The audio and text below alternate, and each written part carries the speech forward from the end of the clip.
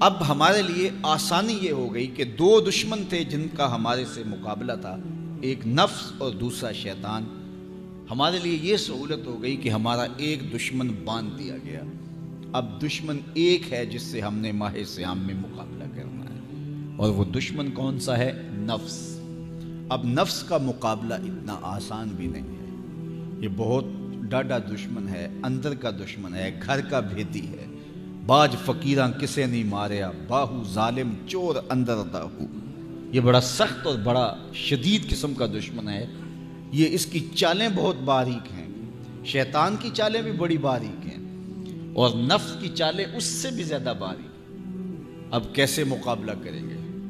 شیطان بھی ہماری متاع عمل کو لوٹنا چاہتا ہے، حتیٰ کہ ہمارے ایمان کو برباد کرنے پر تلا ہوا ہے، اور نفس بھی چالیں چل رہا ہے، اور ہم اپنی زندگی لاؤبالی میں گزارتے چلے جا رہے ہیں۔ ہمیں پتہ ہی نہیں کہ ہم موت کے کتنا قریب ہو رہے ہیں، اور شیطان ہمارے اوپر، نفس ہمارے اوپر حملہ آور ہے، اور یہ چاہتے ہیں ٹھیک ہے یہ چلتا رہے، یہ رسمی زندگی گزارتا رہے، کوئی بات نہیں، اس کے اندر کو ہم لوٹ لیں۔ اور یہ دونوں دن رات لگے ہوئے ہیں۔ ماہ صیام آیا تو ہمارا ایک دشمن بند گیا، ہمیں تھوڑی سی سہولت مل گئی۔ اب ایک ہی دشمن باقی ہے جس سے مقابلہ کرنا باقی ہے، اور وہ ہے نفس۔ اب نفس سے مقابلہ کیسے ہوگا؟ تو کسی ایکسپرٹ سے پوچھیں کہ جناب نفس ہے، ہم کمزور ہیں، شیطان دشمن ہمارا بندہ ہوا ہے، دو محاذ کھلے تھے تنہا جان کے لیے، ایک محاذ بند ہو گیا، اب ایک ہی محاذ ہے، مقابلہ کرنا ہے تو کیسے کرنا ہے؟ اللہ اکبر۔ تو ہم اقبال کی بارگاہ میں عرض کیا کہ آپ بتائیے۔ وہ کہنے لگے میں آپ کو اپنے مرشد مولانا رومی کے پاس لے جاتا ہوں۔ رومی کے پاس اقبال لے کر کے گئے تو رومی نے کہا کہ میں آپ کو ایک اور شخص کا پتہ بتاتا ہوں، اور وہ اتنا کامل ہے اور اس شعبے میں اس قدر ایکسپرٹ ہے۔ اس نے کہا ہفت شہر عشق را اتار گشت، ما ہنوز اندر خمیں یک کوچام۔ عشق کے ساتوں شہر حضرت شیخ فرید الدین اتار گھوم چکے ہیں، اور ہم پہلے شہر کی پہلی گلی کے کونے میں کھڑے ہیں۔ یعنی اتنا بڑا شخص شیخ فرید الدین علیہ رحمہ، تو کہا وہ بتائیں گے تمہیں کہ نفس کا مقابلہ کیسے کرنا ہے۔ رومی کہتے ہیں کہ وہ میرے بھی استاد ہیں، رومی کہتے ہیں کہ وہ میرے بھی ہادی و مرشد ہیں۔ جس عشق کے شہر میں میں داخل ہوا ہوں اور ابھی کونے پہ کھڑا ہوں، اس طرح کے ساتوں شہر وہ گھوم کے بھی آئے ہیں۔ آؤ ان سے پوچھتے ہیں کہ جناب نفس قابو کیسے کریں؟ تو شیخ فرید الدین اتار نے کہا نفس نتواں کشت الا باسے چیز، بات گوئم یاد گیرش اے عزیز۔ نفس نہیں مرتا، لیکن تین اسلحے اگر آپ کے پاس ہوں تو یہ نفس ٹھہر بھی نہیں سکتا۔ غور سے سن لیجئے، روحوں میں اتار لیجئے، اور زندگی میں ہمارا مقصد ہے اس نفس کا مقابلہ کرنا۔ شیطان کا مقابلہ کرنا بھی ہمارا مقصد ہے، اور نفس کا مقابلہ کرنا بھی ہمارا مقصود زندگی ہے۔ ساری زندگی فریب میں ہم میں نہیں گزارنی، زندگی تیزی کے ساتھ گزر رہی ہے اور ہم آغوش موت میں اترنے والے ہیں۔ تو یہ ڈاڈے دشمن ہماری متاع عمل لوٹ رہے ہیں، ہمارے کیے ہوئے عمل کو عجب سے، تکبر سے، ریاکاری سے برباد کر دیتے ہیں۔ ہمیں پہلے عمل کی طرف جانے نہیں دیتے، پھر عمل کے اندر وسوسے ڈالتے ہیں، پھر عمل ہو جائے تو اس کو پھر برباد کرنے کی کوشش کرتے ہیں۔ کتنے ڈاڈے دشمن ہیں جن کے نرغے میں ہم پھنسے ہوئے ہیں۔ تو پھر ہمیں کوئی بندہ مل گیا ہے جو بتا رہا ہے کہ جناب اس کا مقابلہ ایسے کریں گے، تو پھر آج کی سن لیں ہم اور غور کر لیں اور اپنے اندر اتریں۔ تو شیخ فرید الدین اتار ہمیں بتا رہے ہیں، تو سنیے وہ کیا کہہ رہے ہیں۔ نفس نتواں کشت الا باسے چیز، نفس نہیں مرتا، یہ بڑا ڈاڈا ہے، لیکن تین اسلحے اگر آپ کے پاس ہوں تو یہ ٹھہر بھی نہیں سکتا۔ وہ تین اسلحے کون سے ہیں؟ خنجر خاموشی و شمشیر جو، نیزائے تنہائی و ترک ہجو۔ ایک خاموشی کا خنجر، دوسرا بھوک کی تلوار، اور تیسرا تنہائی کا نیزہ۔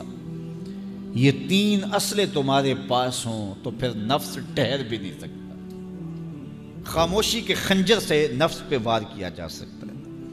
میرے اور آپ کے آقا و مولا نے فرمایا من سامتا نجا، جس نے خاموشی اختیار کی وہ نجات پا گیا۔ ہماری زندگی کے جتنے بھی برے اعمال ہیں ان میں سے سب سے زیادہ برے اعمال ہماری زبان کرتی ہے۔ ہمارے ہاتھ بھی گناہ کرتے ہیں، کسی پہ ظلم کریں تو گناہ کرتے ہیں، ہمارے پاؤں بھی گناہ کرتے ہیں، برائی کے اڈے پہ چل کے جاتے ہیں، ہماری آنکھیں بھی گناہ کرتی ہیں، ہماری سوچیں بھی گناہ کرتی ہیں، ہم حرام کمائیں کھائیں تو پیٹ بھی ہمارا گناہ کرتا ہے، لیکن سب سے زیادہ گناہ ہماری زبان کرتی ہے۔ جھوٹ یہ بولتی ہے، غیبت یہ کرتی ہے، بہتان یہ لگاتی ہے، گالی گلوچ سب و شتم یہ کرتی ہے، گلے شکوے کا انداز، ناشکری کا لہجہ یہ اختیار کرتی ہے۔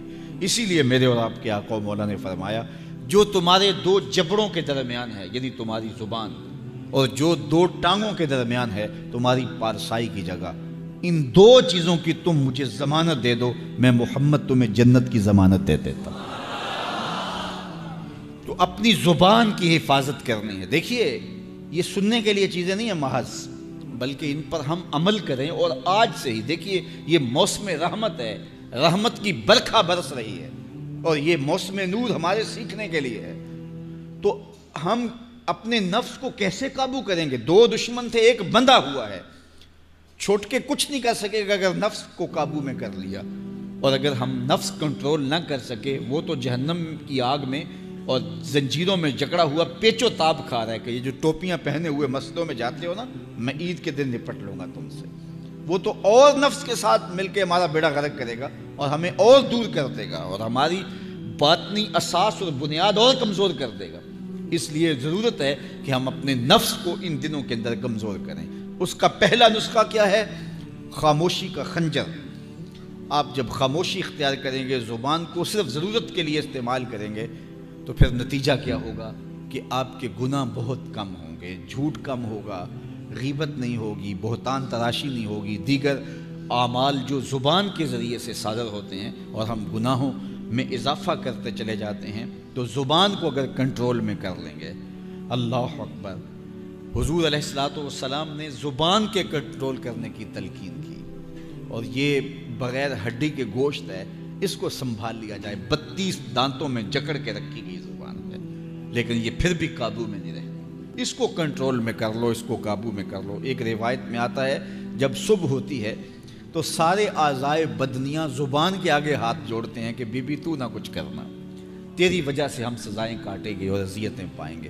تو زبان کو قابو میں کرنا، اور اس کا علاج کیا ہے؟ خاموشی۔ من صمت نجا، جو خاموش ہوا وہ نجات پا گیا۔ خنجر خاموشی، خاموشی کا خنجر ہو تو نفس کے لیے بہت بڑا وار ہے۔ دوسری بات، شمشیر جو، بھوک کی تلوار۔ بھوک کے ذریعے نفس کشی ہوتی ہے، نفس کا مقابلہ بھوک سے ہم کر سکتے ہیں، چونکہ جب بھوک ہوگی تو اس وقت بہت ساری خواہشات جو ہیں وہ دم توڑ جائیں گے۔ اللہ کے محبوب علیہ السلام کا ایک فرمان سنیے، بالخصوص نوجوانوں کے نام، یا معاشر الشباب من استطاع منکم الباء فلیتزوج فإنہ اغض للبصر واحسن للفرج فمن لم یستطع فعلیہ بالصوم فإنہ لہ وجاء۔ فرمایا اے جوانوں کے گروہ، تم میں سے جو نکاح کرنے کی طاقت رکھتا ہے وہ دیر نہ کرے، جلدی نکاح کر لے۔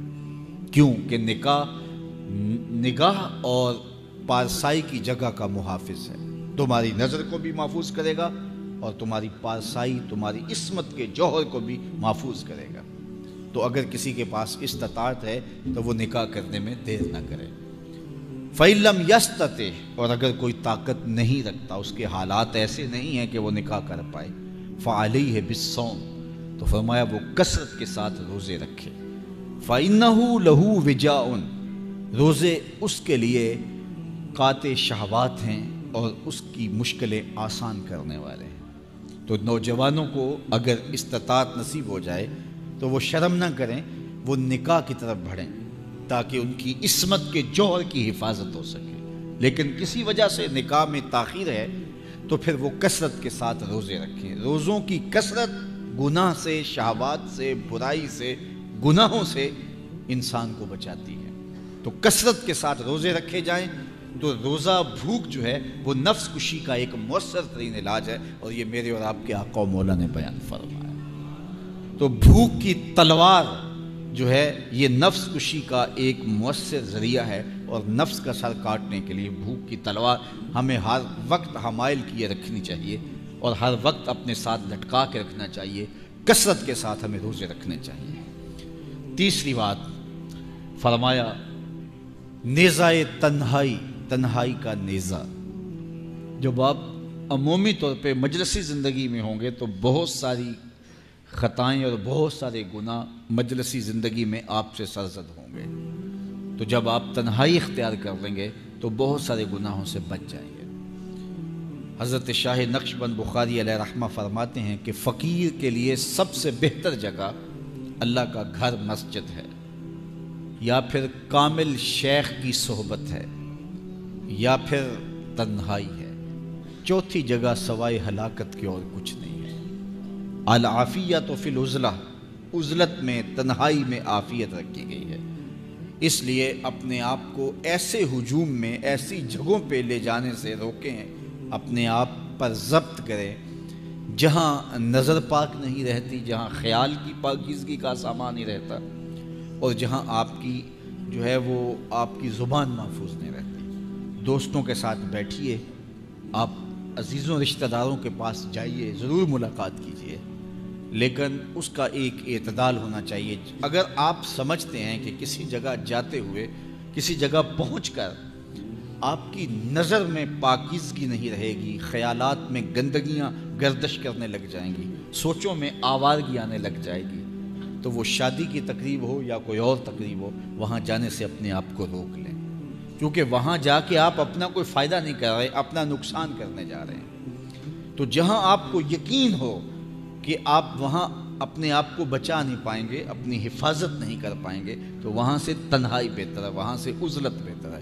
تو یہ تین چیزیں ہم اگر کر لیں تو یہ نفس کشی کا ایک مؤثر ذریعہ ہے۔ اب ماہ سیام کے اندر اللہ تعالیٰ یہ تینوں چیزیں ہمیں نصیب کرتا ہے۔ ہم زیادہ بولتے نہیں ہیں، روزے سے ہوتے ہیں، بلکہ فرمایا اگر تم سے کوئی شخص بحثے، کوئی الجھے، کوئی لڑائی کرنا چاہے، بدتمیزی کرے، تو اس سے کہو انی صائم، میں روزہ رکھا ہوا ہے۔ اور اسی طرح بھوک تو میسر ہوتی ہی ہوتی ہے۔ اور تیسری بات کہ عزلت بھی میسر ہو جاتی ہے، اس میں آپ ذکر کے لیے، فکر کے لیے، روزے میں آپ تلاوت کلام مجید کے لیے تنہائی اختیار کرتے ہیں۔ تو گویا روزہ ایک ایسی تربیتی ورکشاپ ہے کہ جس کے ذریعے سے آپ کے نفس کی تہذیب ہو جاتی ہے۔ جب نفس قابو میں آ گیا، نفس کنٹرول میں آ گیا، نفس کو آپ نے کمزور کر لیا، تو شیطان چھٹ کے بھی کچھ نہیں کر سکے گا، کیونکہ شیطان ہمارے اوپر حملہ کرتا ہے نفس کے ذریعے سے۔ باہر کا دشمن ہے اور نفس اندر کا دشمن ہے۔ ہمارے دیہاتوں میں چوری ہو جائے نا تو بوڑھے بزرگ مل کے بیٹھ جاتے ہیں کہ بتاؤ چوری کیسے ہوئی، تو ایک نقطے پہ سارے متفق ہوتے ہیں، اور وہ نقطہ یہ ہوتا ہے کہ کوئی اندر کا بھیدی ضرور ہے۔ جب تک کوئی اندر کا بندہ نہیں تو باہر سے کوئی آ کے از خود چوری نہیں کر سکتا، تو کوئی اندر کا بندہ